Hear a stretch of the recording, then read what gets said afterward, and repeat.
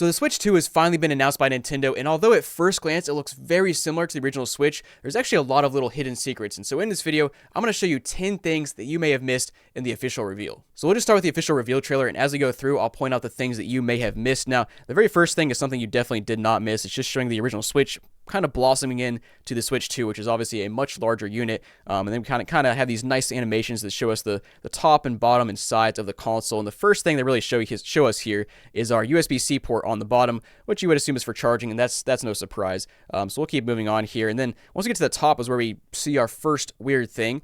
First of all, we see our power and volume, which is not weird, but this next thing is weird. This is thing number one that you may have missed. We have a USB-C port on the top of the console, and when I first saw this, I actually just missed the USB-C port showing on the bottom, so I just assumed this was the bottom of the console and was showing a charging port. But then I looked back through it and I was like, wait, no, this is a second USB-C port. So there's a lot of questions here what they might do with it. They might make some attachments for the top. They might make accessories you plug only into the top, or maybe you can charge from either port, which would be nice because you have the option of, plugging a cable in from the top or bottom depending on how you're using your console. So there's a lot of questions here, but it is very interesting that they have an additional USB-C port here, which is clearly for something, or maybe they just never use it like Nintendo has done in the past. And next thing they show is no surprise, there is a large kickstand on the back, which appears to be very sturdy, at least sturdier than the original kickstand on the original Switch, which is nice to see. Now next up they show the Joy-Cons, which are obviously a lot larger as well. You definitely did not miss that.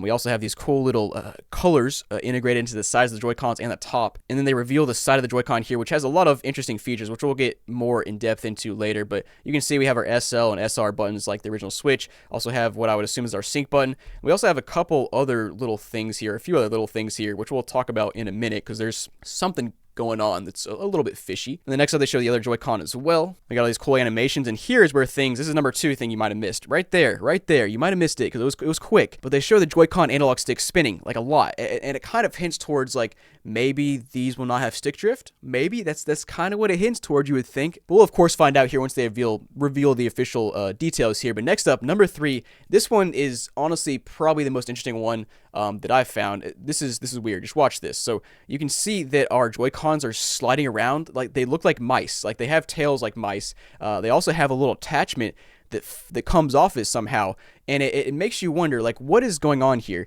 What are they doing? Are these things gonna be able to be used like mice, like a PC mouse? Like, can you use this for shooters like Call of Duty and use it like a PC mouse?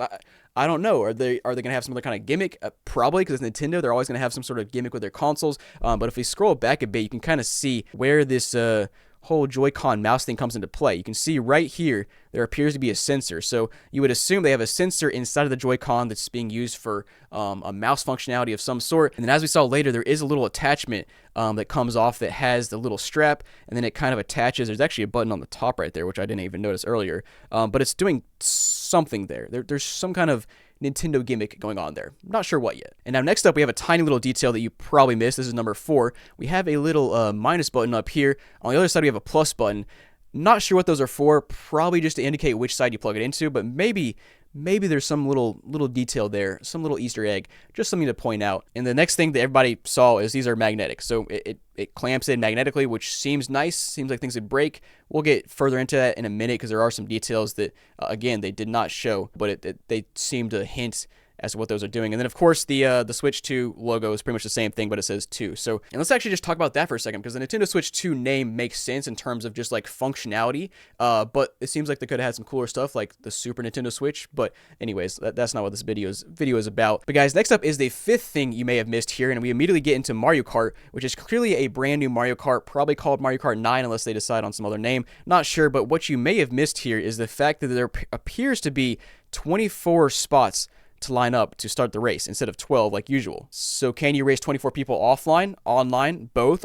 Not quite sure. But they don't show 24 players in this specific race. It appears to be just 12 again, but just again, something you may have missed. Now next up they slide it into the dock, which looks pretty normal. It's got, rounded edges unlike the original dock, but otherwise looks fairly normal. And then also you have the same little Joy-Con holder for both your Joy-Cons. And then we get to the end, 2025 release date. They haven't given an actual release date yet, which we'll get to in a second. But let's talk about this picture right here. So first of all, they do say it's backwards compatible with Nintendo Switch games, but it does say that certain Nintendo Switch games may not be supported or not fully compatible on the Switch 2. And you might be wondering why that's the case. And what we figured out is that it looks like the Switch 2 doesn't have an IR sensor, at least not in the same place that the original Switch did. And so on the original Switch, there was an IR sensor on the bottom of the right Switch. On this one, we didn't see that there. And so the assumption would be you can't play Switch games on the Switch 2 that use that IR sensor on the original Switch, like 1-2 Switch. I think Nintendo Labo used it. There was a handful of other games that used it, but just something to point out there. And now thing number 7 here, also on this graphic that you may have missed. So on the original Switch, you have 2 buttons basically at the bottom of the Joy-Cons. You have your screenshot button and you have your home button. And looking at the Switch 2, you also have that screenshot button and then also a home button. There's actually one more button down there, which let's see if we can get a better visual of that. There we go. So you can see it a little bit better right there. There's clearly a button down there, and it kind of makes you wonder, what is this button? What is it for? Clearly not for like, it's clearly not a button you're going to use often because it's in a really awkward spot, but it's something that maybe has to do with the mouse functionality. Maybe it's a fingerprint reader to sign into your account. Maybe it's, who knows, but there's an extra button there. It does something. Now, item number 8 you may have missed. Here at the end of the trailer, they say they're going to have a Nintendo Direct on April 2nd, 2025 to give us more details. You can see that they say the same thing here. But what you might have missed is the fact that they announced some dates where they're going to have like this in-person kind of testing deal for the Switch 2, and they have a bunch of dates for New York, Los Angeles, Dallas,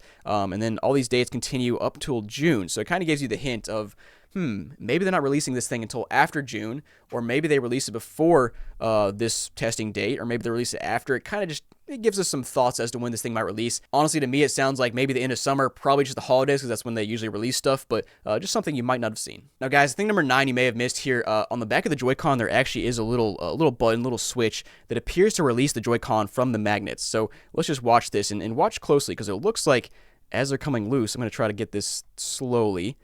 It looks like this right here might be one of the magnets. Maybe there's multiple magnets. Maybe there's one. I'm not sure. But it looks like this little piece right here has to do with the magnet. And then this little small piece in the middle kind of pushes it out of the magnet. Because as it's coming out, you can kind of see it retract back in. Yeah, there you go. And now it's all the way back in. And as soon as it came out, you could see that little piece in the middle was pushed out, like it was pushing itself out of the console, which is interesting. And then if you look at the bottom of the Joy-Con, it looks like they also have another piece down there, which I would assume is magnet number 2. So it looks like it just pushes out the top, and then they both release from the console. And it kind of makes you question, like, either these magnets are really, really strong, or maybe you can actually somehow pull it out without pressing that button. I don't know. It'll be interesting to see how the whole magnet thing plays out. And guys, item number 10, also on the screenshot here, you see our game card slot.